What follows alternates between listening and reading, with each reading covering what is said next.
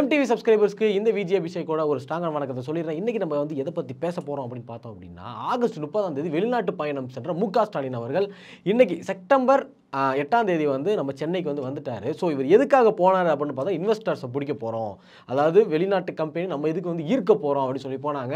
அப்படி ஈர்த்தாங்களா இல்லையா அப்படின்றத பற்றி தான் இந்த வீடியோவில் நான் ஃபுல்லாக சொல்ல போகிறேன். எத்தனை கம்பெனி வர போகிறாங்க, என்னென்ன நடந்துச்சு, எதுக்காக போனார் அப்படின்றது தான் இந்த வீடியோவில் நான் தெளிவாக சொல்ல போகிறேன். அதனால் அதை பற்றி நீங்கள் தெரிஞ்சுக்கணுன்னா இந்த வீடியோ ஃபுல்லாக பாருங்கள். நான் உங்கள் விஜய் அபிஷேக், இது நம்ம ஜெம் டிவி.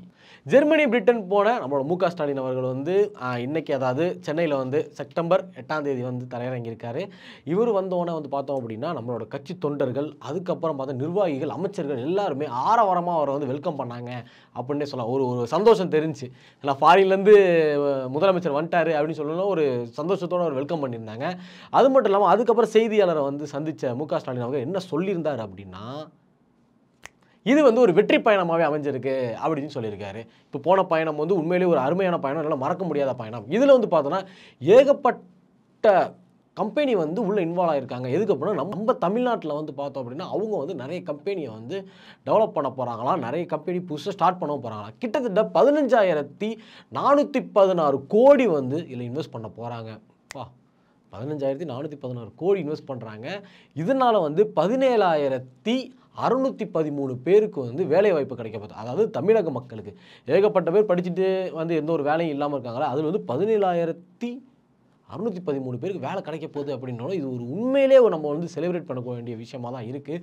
கிட்டத்தட்ட பார்த்தோம் அப்படின்னா மொத்தம் 10 கம்பெனி வந்து நம்ம தமிழகத்தில் வந்து ஒரு தொழிற்சாலை ஆரம்பிக்க போகிறதா வந்து ஒப்பந்தம் பண்ணி கொடுத்துருக்காங்களா. அது மட்டும் இல்லாமல் உயர்கல்வி, அப்புறம் வந்து தொழில்நுட்பம், அந்த உயர்கல்வி சிறு தொழில்னு சொல்லுவோம்ல, அதில் வந்து கிட்டத்தட்ட 7 அமைப்புகளை வந்து மறுபடியும் ஸ்டார்ட் பண்ண போகிறதா சொல்லியிருக்காங்க.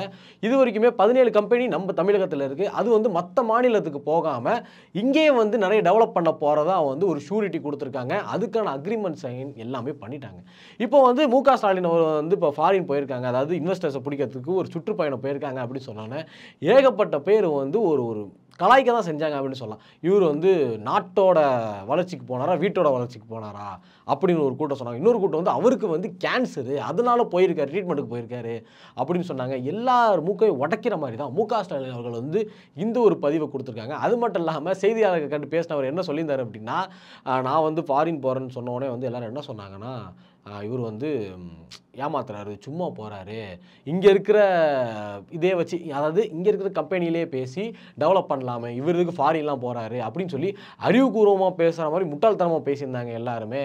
அவங்களுக்கு எல்லாமே மு.க. ஸ்டாலின் அவர்கள் வந்து ஒரே ஒரு பதில் தான் சொன்னார். என்ன அப்படின்னா, அதாவது அங்கே இருக்கிற ஜெர்மனியில் இருக்கிற நிறுவனங்கள்கிட்ட பேசினப்போ அவங்க என்ன ரிப்ளை கொடுத்துருந்தாங்க அப்படின்னா, இவ்வளோ ஃபெசிலிட்டிஸ் வந்து தமிழகத்தில் இருக்குன்ற விஷயமே எங்கள் யாருக்குமே தெரியாது அப்படின்ற ஒரு வார்த்தை சொல்லியிருந்தாங்களாமா. இந்த பயணம் தான் இருக்கிறதுலையே ரொம்ப அதிகமான ஒரு இன்வெஸ்ட்மெண்ட்டை கொடுத்த ஒரு பயணமாக இருக்கும் அப்படின்னு சொல்லியிருக்காங்க.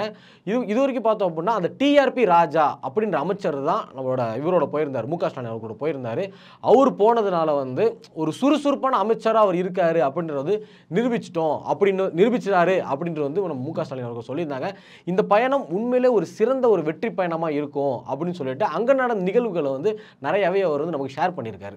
சுயமரியாதை இயக்கம் நூற்றாண்டு அந்த அரங்கத்தில் வந்து மு.க. ஸ்டாலின் அவர்கள் வந்து நம்மளோட வழிபாதையையும் அதுக்கப்புறம் நமக்கு என்ன வேணுன்ற நோக்கத்தையும் ரொம்பவே ஸ்ட்ராங்காக சொல்லியிருக்கேன் அப்படின்னு சொன்னார். இப்போ நிறைய கம்பெனிஸ் இங்கே வந்து வரப்போதில்ல, அந்த கம்பெனிஸில் எல்லாமே தமிழகத்தில் வந்து இருக்கக்கூடிய மண்வளம், நீர்வளம் எல்லாத்தையுமே வந்து டீட்டெயிலாக நான் சொல்லியிருக்கேன், இதனால் நமக்கு எந்த ஒரு பிரச்சனையுமே வராது அப்படின்னு சொல்லியிருக்காரு. அது மட்டும் இல்லாமல் ஒரு தமிழகத்தில் இவ்வளோ ஒரு ஃபெசிலிட்டி இருக்குன்றது எனக்கு இப்போ தான் தெரியும் அப்படின்றதுனாலேயே இன்னும் ஏகப்பட்ட கம்பெனிஸ் வந்து நமக்குள்ள, அதாவது தமிழகத்தில் வந்து நிறைய தொழிற்சாலைகளை உருவாக்குறதுக்கு நிறையவே ஒரு வாய்ப்பை படுத்தி கொடுத்துருக்கேன் அப்படின்னு மு.க. ஸ்டாலின் அவர்கள் சொல்லியிருக்காங்க. இது மட்டும் இல்லாமல் இன்னொரு அப்டேட் ஒன்று விட்டுருக்காரு.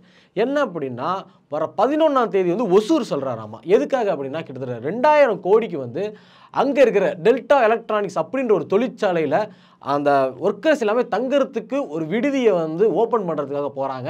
அதை முடிச்சுட்டு நெக்ஸ்ட்டு வந்து 6,100 கோடிக்கு வந்து ஒரு புதுசாக ஒரு தொழிற்சாலை கட்டுறதுக்கு அந்த படிக்கல் நடுறது அப்படின்னு சொல்லுவாங்களே, அதுக்கு போகிறாராமா. இதில் வந்து அப்டேட்டுன்னு ஒன்று சொல்லலாம். அது என்ன அப்டேட் அப்படின்னு பார்த்தோம் அப்படின்னா, தூத்துக்குடியில் நடந்த மாதிரி ஒசூரில் வந்து ஒரு பெரிய மாநாடு ஒன்று நடத்த போகிறாங்களாமா.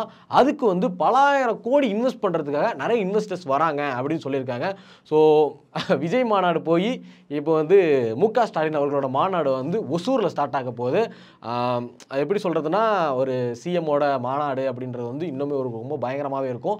அதாவது விஜய் அவர்கள் வந்து ஒரு மாநாடு காட்டி எனக்கு இவ்வளோ கூட்டம் இருக்குது அப்படின்னு சொல்லி காமிச்சிருக்காரு.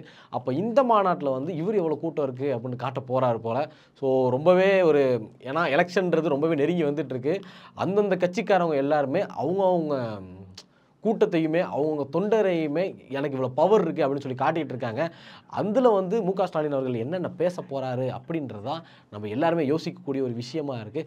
சரி, ஓகே. இப்போ வந்து நான் உங்கள்கிட்ட ஒரு கேள்வி கேட்குறேன். என்ன அப்படின்னா, இப்போது இந்த இன்வெஸ்டர்ஸை பிடிச்சிருக்காங்க. நம்ம தமிழகத்தில் வந்து 17,616 பேருக்கு வந்து வேலை கிடைக்க போகுது அப்படின்னு சொல்லியிருக்காங்க. இதை பற்றி நீங்கள் என்ன நினைக்கிறீங்க? இதெல்லாம் வந்தால் நம்ம நாடு நல்லா இருக்குமா? நாடு வளர்ச்சி அடையுமா? இல்லை வந்து தொழிற்சாலைகள் வர்றதுனால நம்மளோட எல்லா வளமும் மாசுபடுமா? அப்படின்றத நீங்கள் என்ன நினைக்கிறீங்களோ அதை மறக்காமல் கமெண்ட் செக்ஷனில் சொல்லிட்டு போங்க. இந்த மாதிரி இன்ஃபர்மேஷன்லாம் நீங்கள் தெரிஞ்சுக்கணும் அப்படின்னா மறக்காமல் நம்ம ஜெம் டிவியை வந்து சப்ஸ்கிரைப் பண்ணுங்கள். இந்த உலகத்தில் நடக்கிறது, நாட்டில் நடக்கிறது, ஏன் நம்ம ஊரில் நடக்கிற விஷயத்தை கூட நீங்கள் தெரிஞ்சுக்கணும் அப்படின்னா வேறு ஒன்றுமே பண்ண வேணாம். ஜெம் டிவி இருக்கும், பக்கத்தில் சப்ஸ்கிரைப் இருக்கும், ப்ளஸ் பண்ணிங்க அப்படின்னா பக்கத்தில் பெல் பட்டன் வரும். அதை ஆன் கொடுத்தீங்க அப்படின்னா டெய்லி நம்ம என்னென்ன இன்ஃபர்மேஷன் போடுறோமோ அது எல்லாமே உங்களை வந்து சேரும்.